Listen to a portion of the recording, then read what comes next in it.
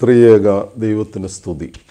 കർത്താവെല്ലാം അനുഗ്രഹിക്കപ്പെട്ടവരെ, വിശുദ്ധ മാമോദീസായിൽ പിതാവിൻ്റെയും പുത്രൻ്റെയും പരിശുദ്ധാത്മാവിൻ്റെയും നാമത്തിൽ സ്ഥാനാർത്ഥിയെ മുദ്ര കുത്തുന്ന 3 സന്ദർഭങ്ങളുണ്ട്. അതിലൊന്നാമത്തേത് കാർമികൻ അഭിഷേകതൈലം കൂടാതെ സ്ഥാനാർത്ഥിയുടെ നെറ്റിയിൽ 3 പ്രാവശ്യം കുരിശടയാളം വരയ്ക്കും. ആ സമയത്ത് പറയുന്ന വാക്ക് മെസ്ഹസേം, ഹിസാം എന്ന സുറിയാനി പദത്തിൽ നിന്നുള്ള വാക്കാണ് മെസ്ഹസേം, മുദ്ര കുത്തപ്പെടുന്നു. അതിനുശേഷം രണ്ടാമത് മുദ്ര കുത്തുന്നത് അഭിഷേക തൈലത്തോടുകൂടി തൈലത്തിൽ പെരുവരൽ മുക്കിയിട്ട് സ്ഥാനാർത്ഥിയുടെ നെറ്റിയിൽ 3 പ്രാവശ്യം റുഷ്മ ചെയ്യും. ആ സന്ദർഭത്തിൽ ഉപയോഗിക്കുന്ന വാക്ക് മെസ്റശേം, റിഷാം എന്ന വാക്കിൽ നിന്നാണ് ആ പദം ഉണ്ടായിരിക്കുന്നത്. അവസാനം വിശുദ്ധ മൂറോൻ തൈലം കൊണ്ട് മുദ്ര കുത്തുമ്പോൾ മെസ്ത് ബ എന്ന വാക്കാണ് ത്-ബ തബിയോ എന്ന വാക്കിൽ നിന്ന് വരുന്ന മെസ്ത് ബ എന്ന പദം ഉപയോഗിക്കും. ഞാൻ മുദ്ര കുത്തുന്ന വിശുദ്ധ മാമോദീസായിൽ ഉപയോഗിക്കുന്ന 3 വാക്കുകൾ പറഞ്ഞത് പ്രധാനപ്പെട്ട ഒരു വേദഭാഗത്തിലേക്ക് നിങ്ങളുടെ ശ്രദ്ധ കൊണ്ടുവരുവാനാണ്. വിശുദ്ധ യോഹന്നാൻ്റെ സുവിശേഷം 6-ാം അധ്യായം 26 മുതൽ 35 വരെയുള്ള വാക്യങ്ങളാണ് പെന്തിക്കോസ്തിക്ക് ശേഷമുള്ള ഞായറാഴ്ചത്തെ വേദഭാഗമായി പരിശുദ്ധ സഭ ക്രമീകരിച്ചിരിക്കുന്നത്. 27-ാമത്തെ വാക്യത്തിൽ യേശുക്രിസ്തു തന്നെ അനുധാവനം ചെയ്യുന്ന പുരുഷാരത്തോട് പറയുന്നു, അവരോട് ചോദിക്കുകയാണ്, നിങ്ങളെന്ത് അന്വേഷിക്കുന്നു? നിങ്ങൾ അന്വേഷിക്കുന്നത് നശിച്ചു പോകുന്ന ആഹാരത്തെയാണ്. എന്നാൽ യേശുക്രിസ്തു പറയുന്നു, നശിച്ചു പോകാത്ത നിത്യജീവനിലേക്ക് നിലനിൽക്കുന്ന ആഹാരം അന്വേഷിക്കണം. അതിനുശേഷം കർത്താവ് പറയുന്ന ഒരു വാക്യമാണ് ഈ മുദ്രയുടെ പശ്ചാത്തലം വിശദീകരിക്കുന്നത്. യേശുക്രിസ്തു പറയുന്നു, നശിച്ചു പോകാത്ത ആഹാരം മനുഷ്യപുത്രൻ നിങ്ങൾക്ക് തരും. പിതാവാം ദൈവം അവനെ മുദ്രയിട്ടിരിക്കുന്നു. അവിടെ ഉപയോഗിച്ചിരിക്കുന്ന വാക്ക് ഹിസാം എന്ന സുറിയാനി പദമാണ്. നമ്മൾ വിശുദ്ധ മാമോദീസായിൽ പിതാവിൻ്റെയും പുത്രൻ്റെയും പരിശുദ്ധാത്മാവിൻ്റെയും നാമത്തിൽ മുദ്ര കുത്തുന്നു എന്ന് അഭിഷേക തൈലം കൂടാതെ സ്ഥാനാർത്ഥിയുടെ നെറ്റിയിൽ കുരിശു വരച്ചുകൊണ്ട് മുദ്രയിടുന്ന പദം. സഹോദരങ്ങളെ, എന്താണ് ഈ വേദഭാഗത്തിൻ്റെ അർത്ഥം? പെന്തിക്കോസ്തിക്ക് ശേഷമുള്ള കാലഘട്ടങ്ങൾ ആരാധനാ പാരമ്പര്യത്തിൽ ശ്ലൈഹിക കാലത്തെ ദ്യോതിപ്പിക്കുന്നു. സഭയുടെ ആരാധനാപരമായ വളർച്ച, സുവിശേഷ പ്രഘോഷണം, ഈ ദൗത്യ നിർവഹണത്തിൻ്റെ കാലഘട്ടമാണ് പെന്തിക്കോസ്തിക്ക് ശേഷമുള്ള ഞായറാഴ്ചകളിൽ പരിശുദ്ധ സഭ ആരാധനയിൽ സ്മരിക്കുന്നത്. യേശുക്രിസ്തു തൻ്റെ ശിഷ്യന്മാരെ യഹൂദ്യയിലും ശമരിയയിലും ലോകത്തിൻ്റെ അറ്റത്തോളം സാക്ഷികളാകാൻ അയക്കുകയാണ്. പെന്തിക്കോസ്തി പെരുന്നാളിൽ അവർക്ക് പരിശുദ്ധാത്മാവിനെ ലഭിച്ചു.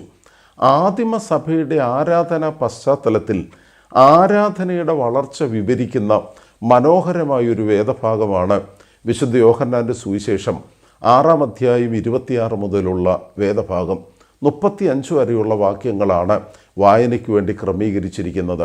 6-ാം അധ്യായത്തിൻ്റെ ആരംഭ ഭാഗത്ത് 5 അപ്പവും 2 മീനും കൊണ്ട് 5000-ത്തോളം വരുന്ന പുരുഷന്മാരെയും എണ്ണിക്കൂടാതെ വണ്ണ സ്ത്രീകളെയും കുഞ്ഞുങ്ങളെയും കർത്താവ് തൃപ്തിപ്പെടുത്തിയ സംഭവം വിവരിക്കുകയാണ്. അതിനുശേഷം യേശുക്രിസ്തു പുരുഷാരത്തിൽ നിന്ന് മാറിപ്പോകുന്നു. അപ്പം തിന്ന് തൃപ്തരായ ആ സ്ഥലം പുരുഷാരം വീണ്ടും അന്വേഷിക്കുകയാണ്. അവരവിടെ വന്നപ്പോൾ യേശുവിനെ കാണുന്നില്ല. അവർ യേശുവിനെക്കുറിച്ച് അന്വേഷിച്ച് പടക് കയറി കപ്പർന്നഹൂമിൽ ചെന്നപ്പോൾ കടൽക്കരയിൽ വെച്ച് യേശുവിനെ കണ്ടു. യേശുവിനെ കാണുന്ന ഉടനെ പുരുഷാരം വളരെ ആദരപൂർവ്വം യേശുവിനോട് ചോദിക്കുകയാണ്, ഗുരുവേ, നീ എപ്പോൾ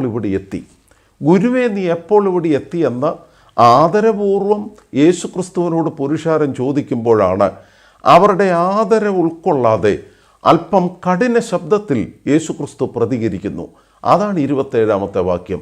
എന്താണ് നിങ്ങൾ അന്വേഷിക്കുന്നത്? യേശുക്രിസ്തു ആ പുരുഷാരത്തെ ഒരു പരിധിവരെ ശാസിച്ചുകൊണ്ട് അവരുടെ തിന്മയെ കർത്താവ് വെളിപ്പെടുത്തി പറയുന്നു. അത്ഭുതം കണ്ടതുകൊണ്ടല്ല, അപ്പം തിന്ന് തൃപ്തരായതുകൊണ്ടാണ് നിങ്ങൾ എന്നെ അന്വേഷിക്കുന്നത്. അതിനുശേഷമാണ് കർത്താവ് പറയുന്നത്, നശിച്ചു പോകുന്ന ആഹാരത്തിന് വേണ്ടിയല്ല, നിത്യജീവന് വേണ്ടി നിലനിൽക്കുന്ന ആഹാരത്തിന് വേണ്ടി നിങ്ങൾ അന്വേഷിക്കണം. അത് മനുഷ്യപുത്രൻ നിങ്ങൾക്ക് തരും. പിതാവ് അവനെ മുദ്രയിട്ടിരിക്കുന്നു. സഹോദരങ്ങളെ, ശിഷ്യന്മാർ ഗുരുവിനെ തേടിയെത്തും.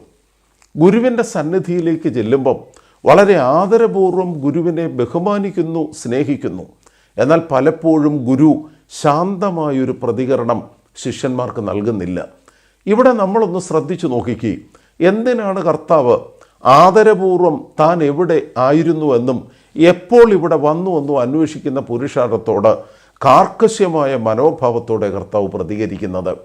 പ്രധാന കാരണം, ചില സന്ദർഭങ്ങളിൽ മനുഷ്യൻ്റെ കാഴ്ചപ്പാടുകളും അന്വേഷണങ്ങളും അത് തിന്മയിലേക്കാകുമ്പോൾ അതിൽ നിന്നൊന്ന് തിരിച്ചുവിടാൻ വേണ്ടി ഗുരുക്കന്മാർ ശക്തമായ ഭാഷ ഉപയോഗിക്കും.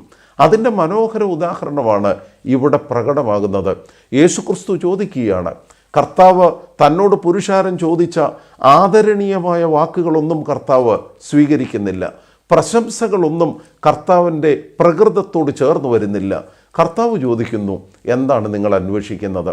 സഹോദരങ്ങളെ, ഇന്ന് ആധ്യാത്മിക ജീവിതത്തിൽ ഇത് വളരെ പ്രസക്തമാണ്.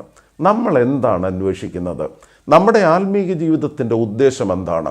ഇന്ന് മതജീവിതം ആവശ്യത്തിൽ അധിഷ്ഠിതമായ, ആവശ്യത്തിൽ അടിസ്ഥാനപ്പെട്ടുകൊണ്ടിരിക്കുന്ന, കാര്യസാധ്യത്വത്തിലും കാപട്യത്തിലും നിമഗ്നമായി പോയ ഒരു ഉപാധിയായി മതജീവിതം അവസാനിക്കുകയാണ്. നമ്മുടെ ആവശ്യങ്ങൾ നിറവേറ്റുവാനുള്ള ഉപാധിയാണ് മനുഷ്യർക്കിന്ന് ദൈവം. ഇന്ന് അഭിവൃദ്ധിയുടെ വേദശാസ്ത്രവും കാര്യസാധ്യത്തിൻ്റെ മതഭക്തിയും വളരെ പെട്ടെന്ന് വളർന്ന് പന്തലിച്ചു കൊണ്ടിരിക്കുകയാണ്. ഈ സാഹചര്യത്തിലാണ് യേശുക്രിസ്തുവിൻ്റെ ചോദ്യത്തിൻ്റെ പ്രസക്തി. എന്താണ് അന്വേഷിക്കുന്നത്? നശിച്ചു പോകുന്ന ആഹാരമാണോ അന്വേഷിക്കുന്നത്? വ്യവസ്ഥാപിതമായി മതസംഘടനകൾ വളരുന്നു, വളർച്ച ശ്രേഷ്ഠവുമാണ്. എന്നാൽ ആത്മീകത തളരുന്നു.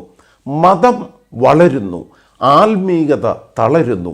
അതാണ് ഇന്നത്തെ മതജീവിതത്തിൻ്റെ മുഖം.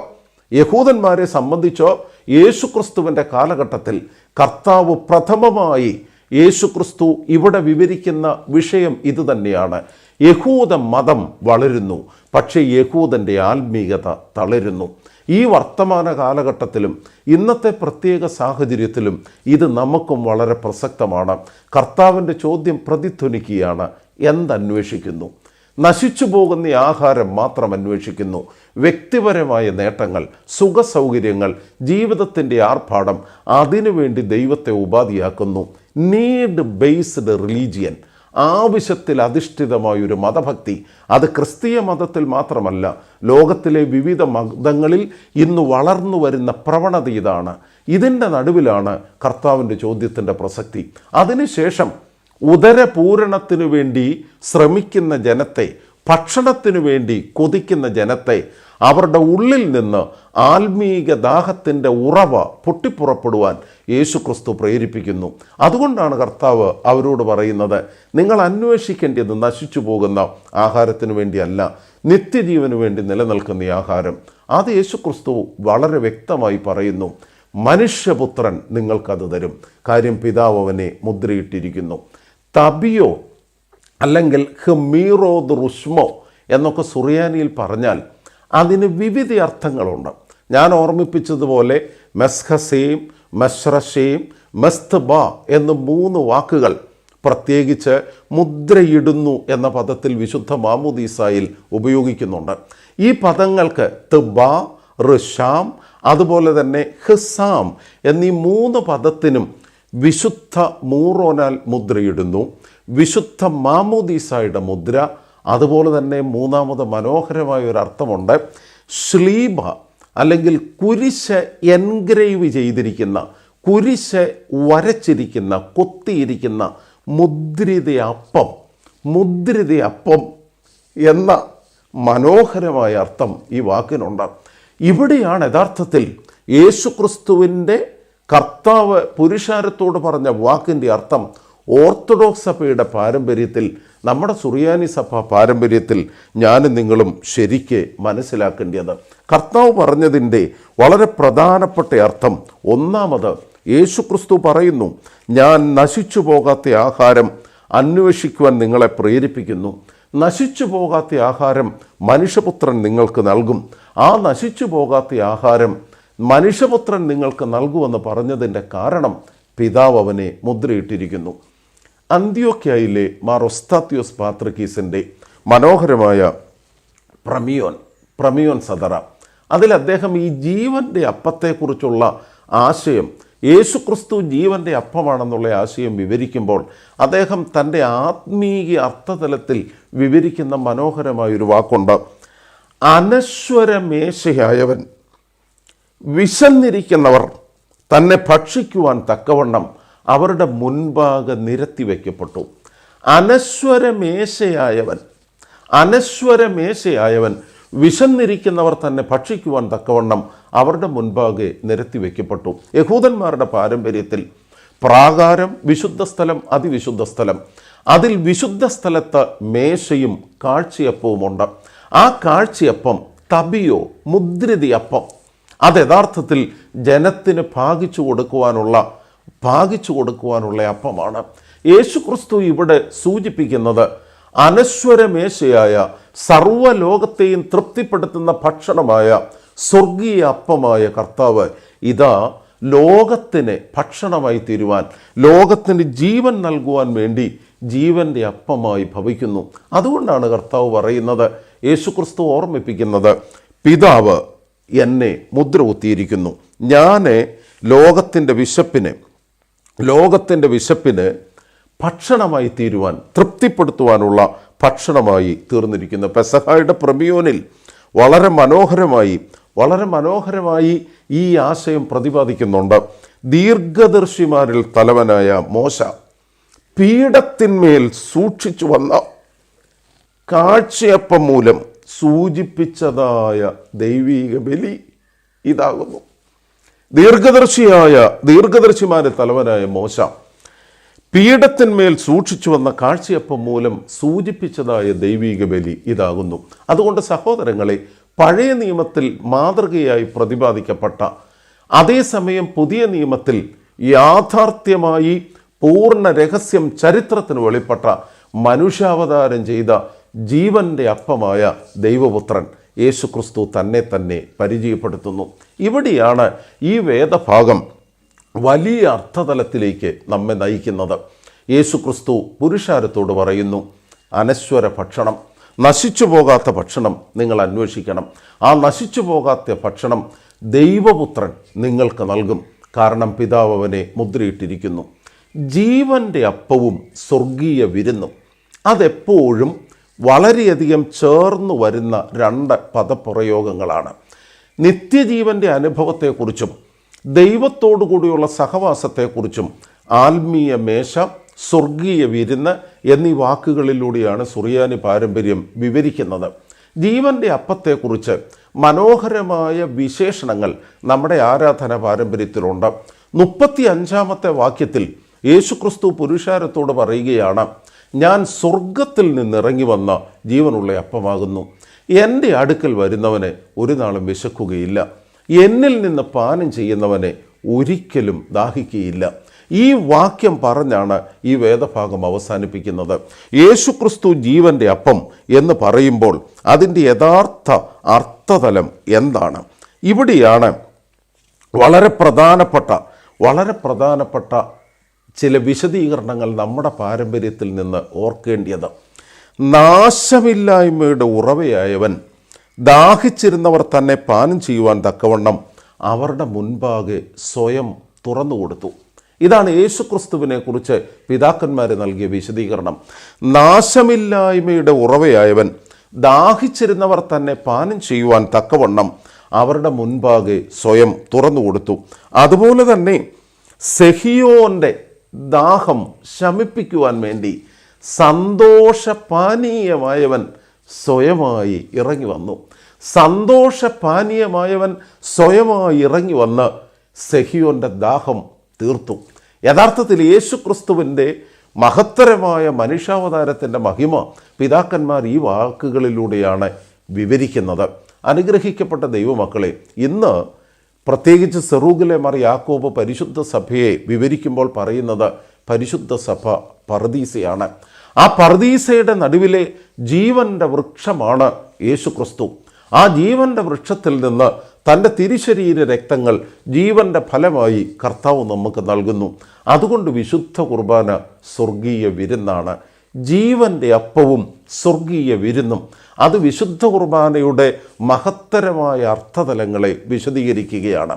സുവിശേഷങ്ങൾ നമുക്കറിയാം.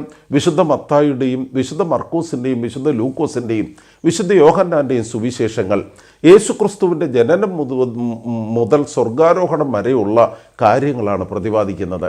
എന്നാൽ സുവിശേഷങ്ങളെക്കുറിച്ച് അല്പം വിമർശന രീതിയിൽ ഒരു ക്രിട്ടിക്കൽ മൈൻഡിലൂടെ നമ്മൾ സമീപിക്കുമ്പം നമ്മൾ മനസ്സിലാക്കുന്ന വളരെ പ്രധാനപ്പെട്ട ഒരു കാര്യം, യേശുക്രിസ്തുവിൻ്റെ പുനരുത്ഥാനത്തിനും സ്വർഗാരോഹണത്തിനും ശേഷമുള്ള സഭയുടെ അനുഭവമാണ് സുവിശേഷങ്ങളുടെ പശ്ചാത്തലം. ഞാൻ ആ വാക്ക് ഒന്നുകൂടെ പറയുന്നു. യേശുക്രിസ്തുവിൻ്റെ പുനരുത്ഥാനത്തിനും സ്വർഗാരോഹണത്തിന് ശേഷമുള്ള ആദിമ സഭയുടെ അനുഭവം, അതാണ് സുവിശേഷ രചനയുടെ പശ്ചാത്തലം. അതുകൊണ്ടാണ് പോസ്റ്റ് റിസറക്ഷൻ അക്കൗണ്ട്സ് എന്ന് പറയും. സുവിശേഷങ്ങളെക്കുറിച്ച് പറയുന്നത് പുനരുത്ഥാനത്തിന് ശേഷമുള്ള സഭയുടെ അനുഭവം. ആ പശ്ചാത്തലത്തിലാണ് യോഹന്നാൻ്റെ സുവിശേഷം 6-ാം അധ്യായം നമ്മൾ മനസ്സിലാക്കേണ്ടതും അത് വ്യാഖ്യാനിക്കേണ്ടതും. അവിടെയാണ് വിശുദ്ധ കുർബാനയുടെയും ആദിമസഭയുടെ ആരാധനാ ജീവിതത്തിൻ്റെ പശ്ചാത്തലത്തിലുമാണ് യോഹന്നാൻ അപ്പോസ്തലൻ യേശുക്രിസ്തുവിനെ കുറിച്ച് പ്രതിപാദിക്കുന്നത്. കർത്താവ് പറയുന്നു, ഞാൻ സ്വർഗത്തിൽ നിന്നിറങ്ങി വന്ന ജീവനുള്ള അപ്പമാകുന്നു. 2 പ്രധാന കാര്യങ്ങളാണ് ജീവനുള്ള അപ്പം ആകുന്നു താൻ എന്ന് പറയുന്നതിലൂടെ കർത്താവ് വെളിപ്പെടുത്തുന്നത്. ഒന്നാമത്, യേശുക്രിസ്തു തൻ്റെ ദൈവത്വം ഈ വാക്കിലൂടെ പ്രഖ്യാപിക്കുന്നു. ഏനോനോ ലഹമ്മോദ് ഹായോ എന്ന് പറയുമ്പോൾ തൻ്റെ ദൈവത്വത്തെക്കുറിച്ചാണ് കർത്താവ് ഒന്നാമത് വ്യക്തമാക്കുന്നത്. ഹെറോബ് പർവ്വതത്തിൽ മുൾപ്പടർപ്പിൽ വെച്ച് വന്യനായ മോശ യഥാർത്ഥത്തിൽ കത്തിക്കൊണ്ടിരിക്കുന്ന മുൾപ്പടർപ്പിൻ്റെ നടുവിൽ ദൈവത്തെ ദർശിച്ചു. മോശ മുൾപ്പടർപ്പിനോട് അടുത്ത് വന്നപ്പോൾ വലിയൊരു ശബ്ദം, നീ നിൽക്കുന്ന സ്ഥലം വിശുദ്ധമാകിയാൽ കാലിൽ നിന്ന് ചെരുപ്പഴിച്ച് കളക. ആ സമയത്ത് മോശ ചോദിക്കുന്നു, നീ ആരാണ്? I am that I am. ഞാനാകുന്നവൻ ഞാനാകുന്നു. ഇത് രഹസ്യപൂർണമായ ഒരു വിശകലനമാണ്. ഞാൻ അബ്രഹാമിൻ്റെയും ഇസഹാക്കിൻ്റെയും യാക്കോബിൻ്റെയും ദൈവമാണ്, പിതാക്കന്മാരുടെ ദൈവമാണെന്ന് അടുത്ത വാചകത്തിൽ പറയുന്നുണ്ട്. പക്ഷെ മോശയ്ക്ക് മനസ്സിലാകുന്നില്ല I am that I am. പക്ഷേ മനുഷ്യാവതാരം ചെയ്ത് ദൈവപുത്രൻ പറഞ്ഞു, I am the bread of life. ഞാൻ ജീവനുള്ള അപ്പമാണ്.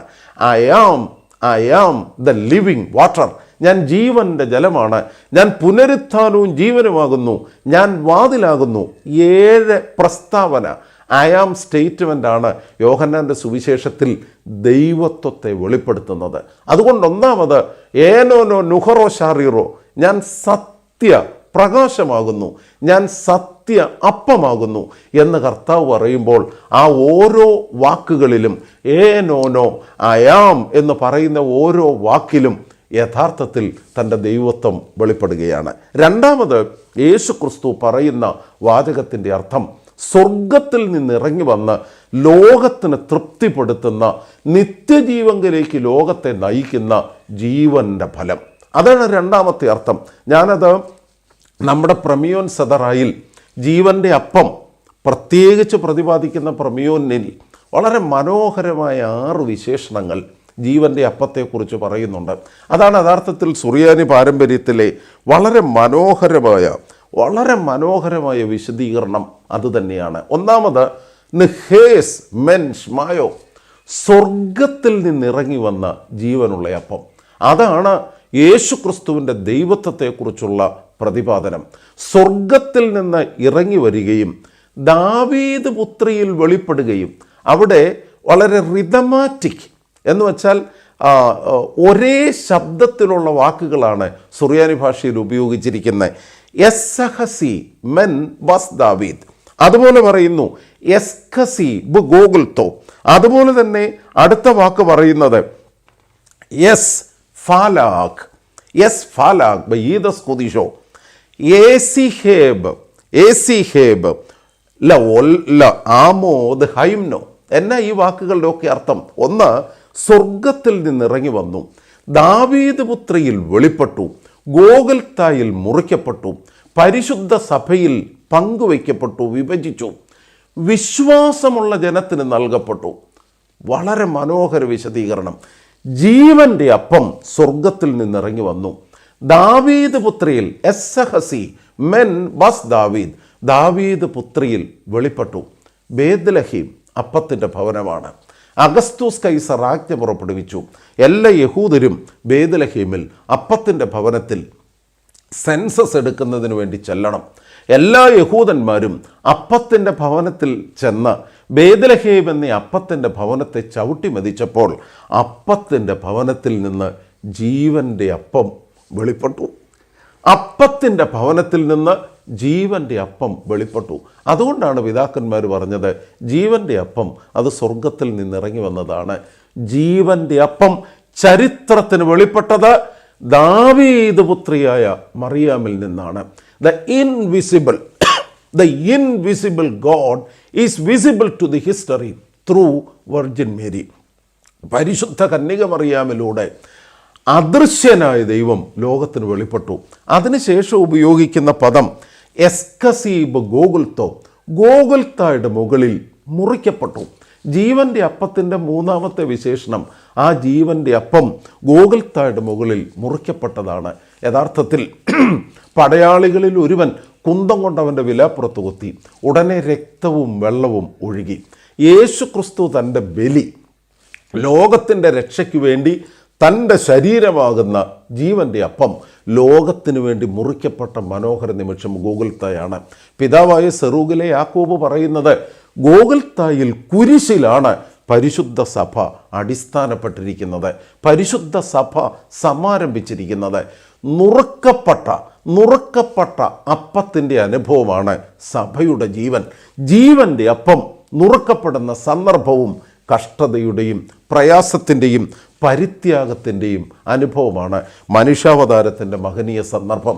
നിഹേസ് മെൻഷ് മായോ എസ്ഖസി മെൻ ബസ് ദാവീദ് എസ്ഖസീബ് ഗോകുൽത്തോ. നാലാമത് പറയുന്നത് വളരെ പ്രധാനപ്പെട്ട നാലാമത്തെ വിശദീകരണം യെസ് ഫാലാഗ് ഈദസ് കുദിഷോ പരിശുദ്ധ സഭയിൽ പങ്കുവയ്ക്കപ്പെടുന്നു. ഗോകുൽത്തായിൽ മുറിക്കപ്പെട്ട ജീവൻ്റെ അപ്പം പരിശുദ്ധ സഭയിൽ പങ്കുവയ്ക്കപ്പെടുകയാണ്. വിശ്വാസികൾക്ക് നൽകപ്പെടുന്നു. ഏസിഹേബ് ആർക്കാ നൽകുന്നത്? യാമോംഹൈംനോ വിശ്വാസമുള്ള സഭയ്ക്ക് നൽകപ്പെടുന്നു. അതുകൊണ്ട് ജീവൻ്റെ അപ്പം സ്വർഗത്തിൽ നിന്നിറങ്ങി വന്നതാണ്, ദാവീദ് പുത്രിയിൽ വെളിപ്പെട്ടതാണ്, ഗോകുൽത്തായിൽ മുറിക്കപ്പെട്ടതാണ്, വിശ്വാസമുള്ള സഭയിൽ പങ്കുവയ്ക്കപ്പെട്ടതാണ്, വിശ്വാസികൾക്ക് നൽകപ്പെടുന്നതാണ്. എല്ലാറ്റിലുമുപരി ആറാമത്തെ വിശേഷണം ജീവനുള്ളവരെയും വാങ്ങിപ്പോയവരെയും ആനന്ദിപ്പിക്കുവാൻ പര്യാപ്തമാണ്. ജീവനുള്ളവർക്ക് ആനന്ദിക്കുവാൻ സംഗതിയുണ്ട്. കാരണം ജീവൻ്റെ അപ്പം ഉള്ളിൽ ലഭിച്ചിരിക്കുന്നു. വാങ്ങിപ്പോയവർക്ക് ആനന്ദിക്കുവാൻ സാധ്യതയുണ്ട്, ആനന്ദിക്കുവാൻ അടിസ്ഥാനമുണ്ട്. എന്താണ് കാരണം? മരണം ഒരു നാശമല്ല. ജീവൻ്റെ അപ്പം ഉള്ളതുകൊണ്ട് മരണത്തെ അതിജീവിച്ച് നിത്യജീവനിലേക്കാണ് ജീവൻ്റെ അപ്പം നയിച്ചിരിക്കുന്നത്. അതുകൊണ്ടാണ് പിതാക്കന്മാർ ഇതിനെ അമർത്യതയുടെ ഭക്ഷണമെന്ന് വിശദീകരിച്ചിരിക്കുന്നത്. സഹോദരങ്ങളെ, ജീവൻ്റെ അപ്പത്തെക്കുറിച്ചുള്ള അപ്പോസ്തോലിക പാരമ്പര്യം കൂടി ഓർമ്മിപ്പിച്ച് ഞാൻ അവസാനിപ്പിക്കട്ടെ. 1 കൊരിന്ത്യർ ലേഖനം 11 അധ്യായം 23 വാക്യത്തിൽ പൗലോസ് ശ്ലീഹ യഥാർത്ഥത്തിൽ വിശുദ്ധ കുർബാനയുടെ ശുശ്രൂഷാ തലത്തിലെ അർത്ഥതലം മനോഹരമായി വ്യക്തമാക്കുന്നു.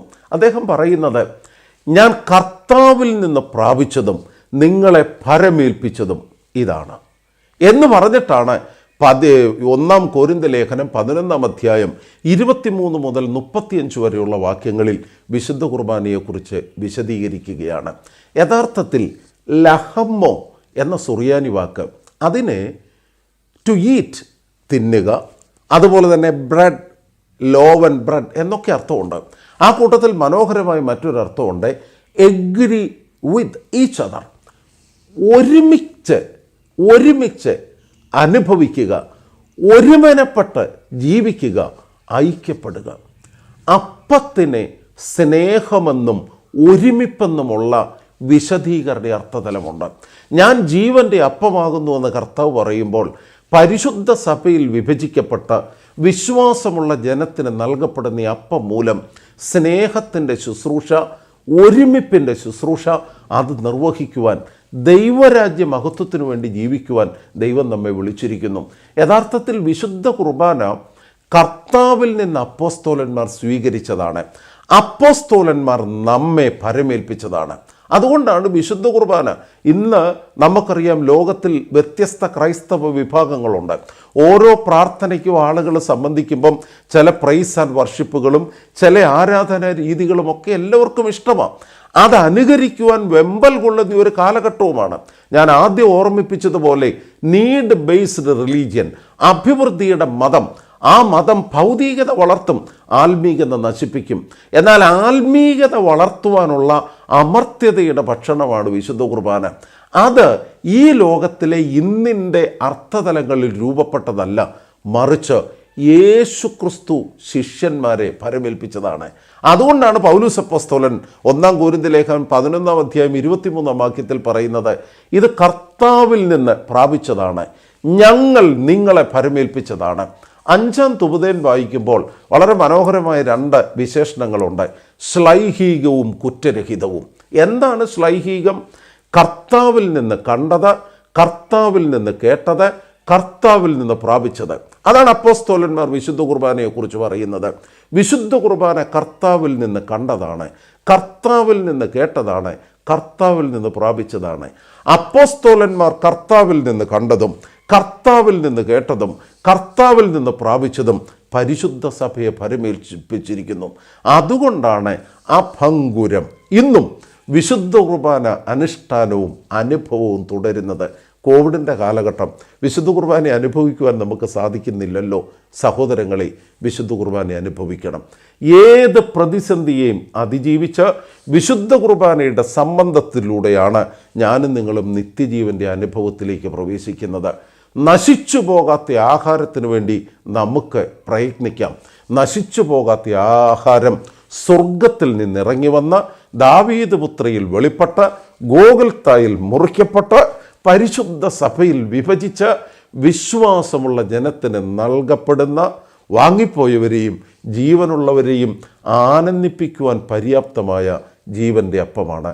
ആ ജീവൻ്റെ അപ്പം ഞാനും നിങ്ങളും ഉൾക്കൊണ്ടുകൊണ്ട് ഒരപ്പത്തിൻ്റെ അംശികളായി ഒരുമിപ്പോടുകൂടി ദൈവസ്നേഹത്തെ ലോകത്തിന് നൽകിക്കൊണ്ട് യഥാർത്ഥത്തിൽ ദൈവിക ശുശ്രൂഷ നിർവഹിക്കുവാൻ നമുക്ക് സാധിക്കണം.